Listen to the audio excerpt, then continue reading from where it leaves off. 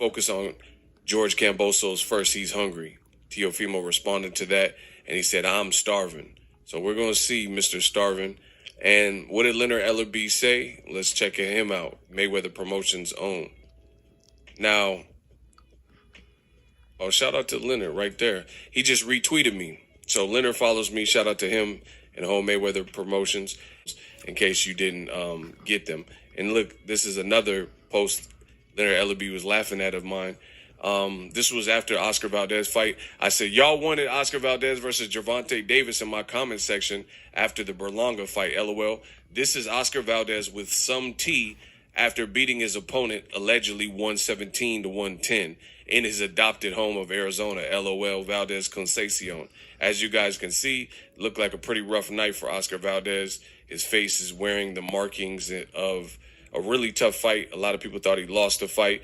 In my opinion, this performance solidified what I already knew, that Gervonta Davis and Oscar Valdez is not the fight that a lot of the Tank haters thought it would be. I can't make this up. So I know y'all looked at that video like it's mad fucking weird, right? I never seen a grown-ass man so excited because a next man is following him on Twitter.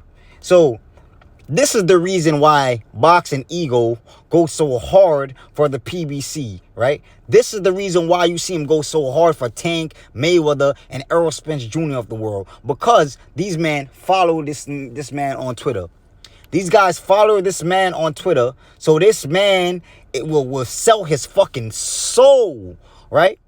Just to please these guys. And I believe that these guys are on Al Heyman's payroll. I believe Mayweather tell these niggas, yo, you can't make certain videos or you gotta dick ride us. You feel me? That's the only way y'all gonna get interviews. I believe these guys are on the PBC payroll, right? Because even in that video, you seen him trying to come at Teofimo Lopez and dick sucking Tank, right? And in that video, you clearly see that he's talking shit about Teofimo Lopez, right? But that's not what this is about, right? I'm going to show y'all Boxing Ego was the biggest Terrence Bud Crawford fucking fan, right?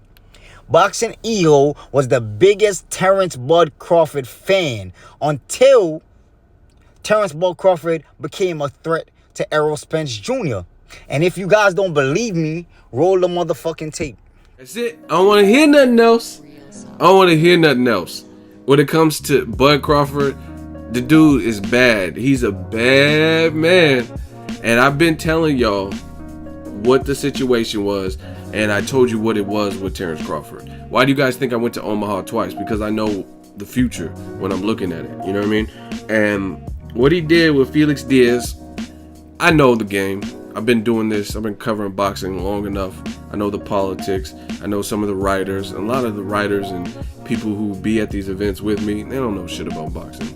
So you're going to have a lot of people who minimalize what just happened. But I'm not. You know what I mean? That's why hopefully you guys resonate with the message I provide. New media. And the reason I'm not going to minimalize it is because what I seen Terrence Crawford do to Felix Diaz was phenomenal. Again, people in this boxing climate, they look at big names. In this particular fight, it's not just about the names, it's who they are. You know what I'm saying? And a lot of people in this social media age, they get things misconstrued and get it confused with the fact of like skill. Skill doesn't necessarily equate to popularity or anything like that. And Terrence Crawford just went in there and shut out, dismantled a guy who outweighed him and a guy who has something he doesn't, an Olympic gold medal. This your boy Ego, and I'm back with some more boxing. Back with my post-fight review for Terrence Bud Crawford versus Victor, the Iceman Postal. And I covered the fight live, and I must say, masterclass boxing, virtuoso performance by Terrence Bud Crawford. I want to give you guys my individual thoughts. And to be honest, the fight played out a lot like I thought. And some people, they're, oh, you just picked a favorite. No. See, this is the thing with boxing. A lot of fans are fickle. Before the fight, they'll say this and that, and Postal's going to cause the upset. This is a 50-50 fight. Most people were in agreement that this was the best, most meaningful fight at 140. These were the two best guys. But then after you see a dominant performance by Terrence Crawford, all of a sudden some of the people come up with excuses. Oh, Victor Postal, who was he anyway? Who had he beat? No, you can't do that because you can't switch it. You gotta say what you mean and mean what you say. But I'm glad Crawford's getting this opportunity to try to become undisputed. Also, Julius Ndongo. His name is not necessarily going to be a name that rings bells, but real boxing heads, real boxing fans will know that he's game. He's a game threat. He knocked out Troyanovsky, who I think his name is Ed Troyanovsky. He knocked him out. That guy was actually Crawford's #1 mandatory, if I'm not mistaken. And some people thought that he was undefeated. Some people thought that he could actually beat Crawford. And Julius Ndongo took care of that in the first round, knocked him out brutally. It was actually, I did a countdown list of my favorite knockouts, and that was one of them, right?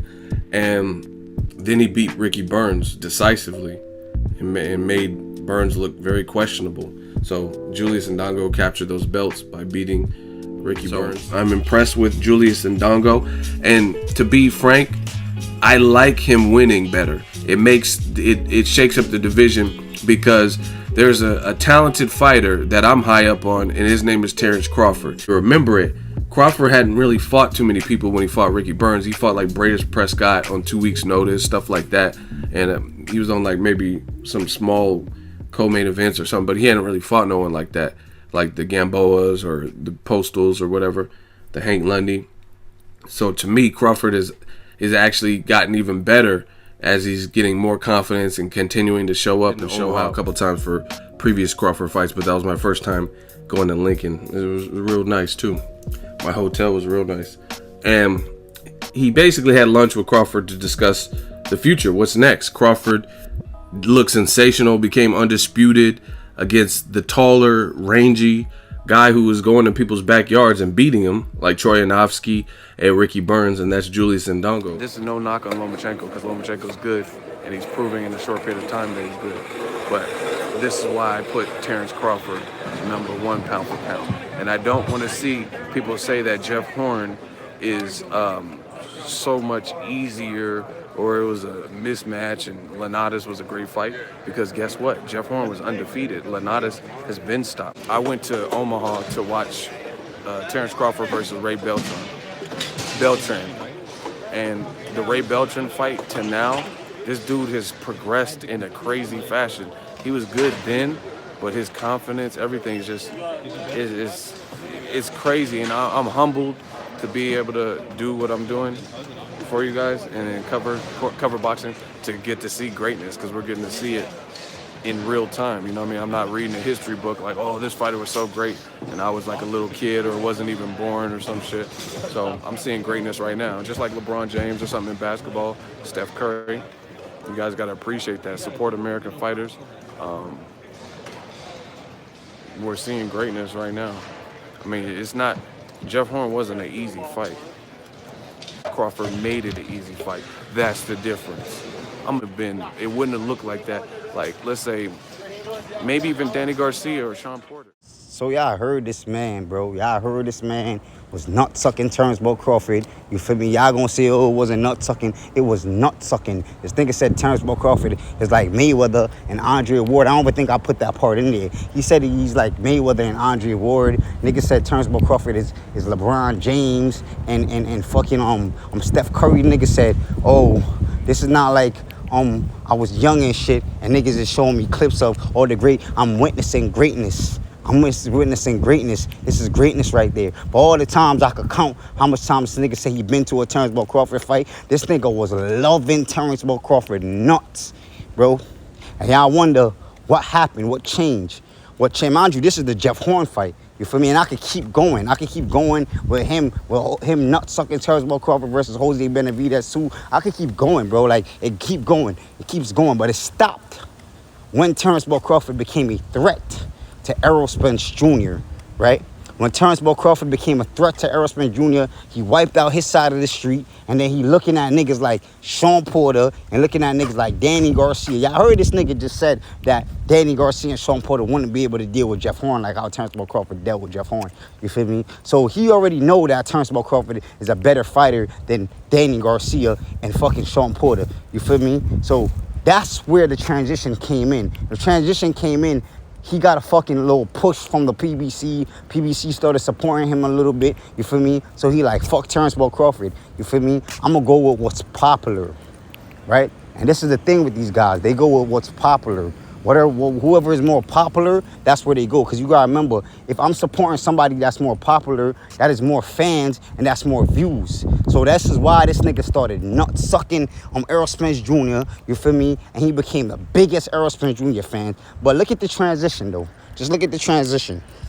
I gotta get Crawford. I gotta talk about it. Cause we disagree. Bob a pimp. Bitch, get on that cave. Go to that cave. Get that way. Scram, skedaddle. Go on that cave and make me my money. That motherfucker Bob. He be having HBO presents Hookers on the Point. Top rank edition. Did Terrence Crawford want this, or was he out of options? And according to Sean Porter, he's saying that it was actually him and his team that really pushed for the fight, and this is not what Terrence Crawford truly wants. With Manny Pacquiao and him not being able to get that particular fight, things like that, he thinks maybe Terrence Crawford just settled for this fight. And I'm thinking about it. It's hard to argue what Sean Porter's saying, because at the end of the day, people could say whatever they want, but at the end of the day, we know Sean Porter is the guy with the proven track record. He's the guy with the proven resume. We're happy to see the announcement. We being myself and my dad, were surprised at the announcement. And while I'm texting you, he's talking. And even if you fight Sean Porter, you're mandatory. I think that's a great fight. However, Errol Spence already beat Sean Porter in 2019. You know what I mean? Keith Thurman already beat Sean Porter. But if we're being real, how does that, even if Crawford beat Sean Porter brutally, how does that give him leverage over Errol Spence? Wow, bad news for Terrence Bud Crawford. You will never believe the names on the short list to face him next. Looks like Errol Spence may have just got the last laugh. Oh, bad news for Terrence Crawford again. Bad news for Terrence Crawford. Hey, stop that cat. Man down. Big fish. Errol Spence sends a subliminal. I think he's talking about Terrence Crawford at a good time.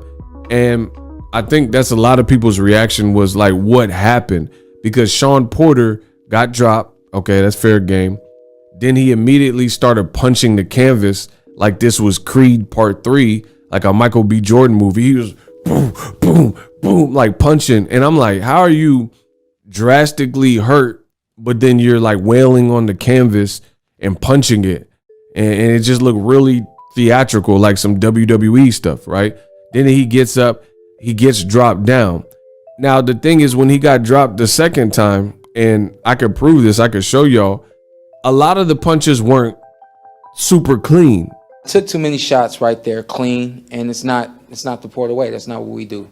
It was bad defense, hands were down, and I think part of me is just wanted to get back and was careless, and then the other part of me was a little out of it and not able to defend myself quick enough.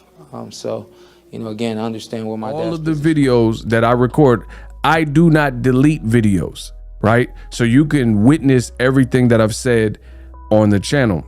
That being said, my A1s can attest to me. I've always maintained this. Errol Spence, he did the game a favor, because the narrative that was being spun was that Errol Spence was afraid, ducking and dodging against Terrence Crawford, which, if you think about it, it never made sense. Because, okay, yes, one could argue that Errol Spence Jr. could have fought Terrence Crawford several years ago, right? The problem with this thinking that literally makes no sense. For one, Errol Spence told you the game plan way back in like 2017, 2018, because I was at the fight. I believe it was Danny Garcia versus Sean Porter fight. Errol got on the mic and he told you, he said Terrence Crawford is where he's at, and keep your belt warm, keep winning, keep doing your thing. I'm gonna clean up my side of the street. And I remember at this given point, this became almost like a talking point where some people berated Errol. So what do you tell Jeff Horn? I mean, let's fight. I mean, really nothing else to say. I mean, he has a belt, I have a belt. Let's unify. So you heard and seen the transition. You seen Boxing Ego went from a Terrence Bud Crawford lover to an Errol Spence Jr. dick sucker. Now you seen the end of the video. This man was saying he doesn't delete his video.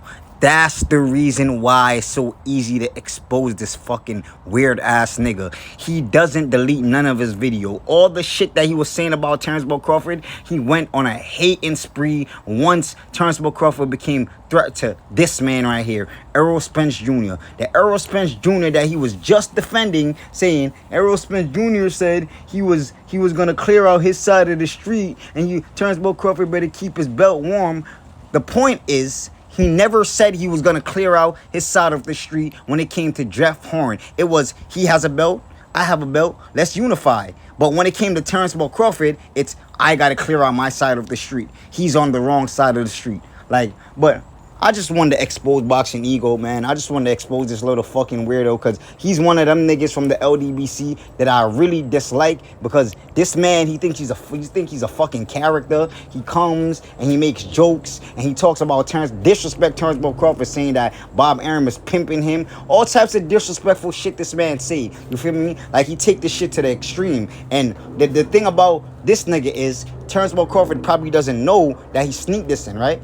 He doesn't know that he went from being a big Terrence Bud Crawford fan to Terrence Bud Crawford hater, right? And if somebody needs to show this shit to Terrence Bud Crawford, so Terrence Bud Crawford could see Boxing Ego and punch the fuck out his face for sitting here calling him a fucking prostitute. You feel me? Like, shit like that is not acceptable. You don't call a nigga a fucking prostitute, you feel me? When you say that shit on videos, but you would not say that shit to that nigga face. You feel me? But y'all see what I'm here for. Y'all know it's Mr. Clean Up Gang, and I don't miss nothing at all. So make sure y'all hit that like button. Make sure y'all share this video if y'all enjoy this content. That's all I got for y'all, and I'm out.